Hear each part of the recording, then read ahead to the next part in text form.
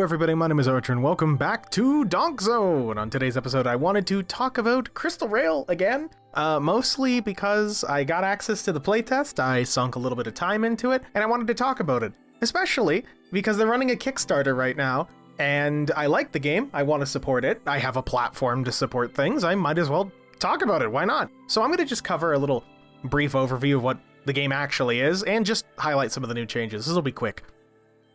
As a refresher, Crystal Rail is a roguelike RPG revolving around your character, your conductor, the train, and trying to out-econ and essentially outwit the AI as you make these like strategic changes, going to different stations, controlling what your train does, you know, making certain builds and planning against the people basically trying to uproot you with both normal above-board tactics and lower under-the-table tactics like just bribing people to think that you're evil.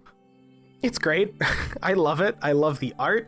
I love the sound. I love the design. It's such a very weird and radiant world, I guess is the best way to put it, and I absolutely fucking love it. The gameplay loop's solid, and depending on how you build, you win or you lose. Sometimes, you know, shit happens. The new shift, and essentially the whole reason I even wanted to cover this to begin with, again, they added a story mode. They listened to feedback, and they're working on a story mode. So far, it's split in 3 parts, like an intro, middle, and, you know, the usual stuff. And so far, I think it's really cool. So my main complaint before was we have this cool world, this cool roguelike area, and we don't have much to do in terms of exploring it, aside from just bits and pieces you glean from the roguelike narrative, you know what I mean? But with the introduction of a story, we're getting actual character, actual stuff to bite into, at least more so than you'd get from just roguelike interactions, if you know what I mean.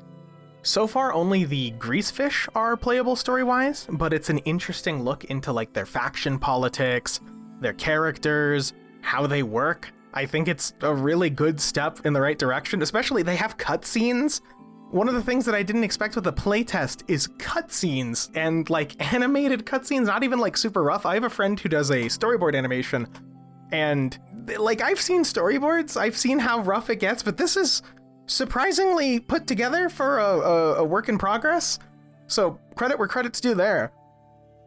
I really love the overall melancholic tone. Like there's still some optimism in there. I mean, the Greasefish are kind of these duty-bound characters to the assembly shop. They're duty-bound and honor-focused is the best way to word it. And they're dealing with the world shifting away, or more specifically, certain actors trying to shift the world away from the industrialization of trains.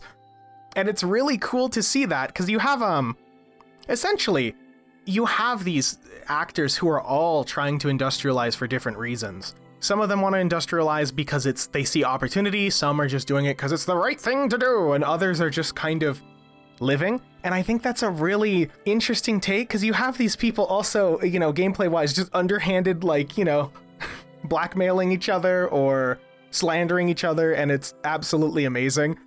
But anyway, back to the Greasefish. They're super strong as a start. They give you a nice solid look into the world. You're seeing the purview of a little Greasefish. Your name is Junior. Junior is essentially focused with living up to his dreams, while the person running the actual shop, his superior, is focused on just kind of keeping the wheels going of change, obviously. And it's really cool. I can't really like... I want to talk about this more, but I can't really do it without sounding like I'm just glazing it. You can go check out the Kickstarter if you're interested. You can go check out the demo or my own footage.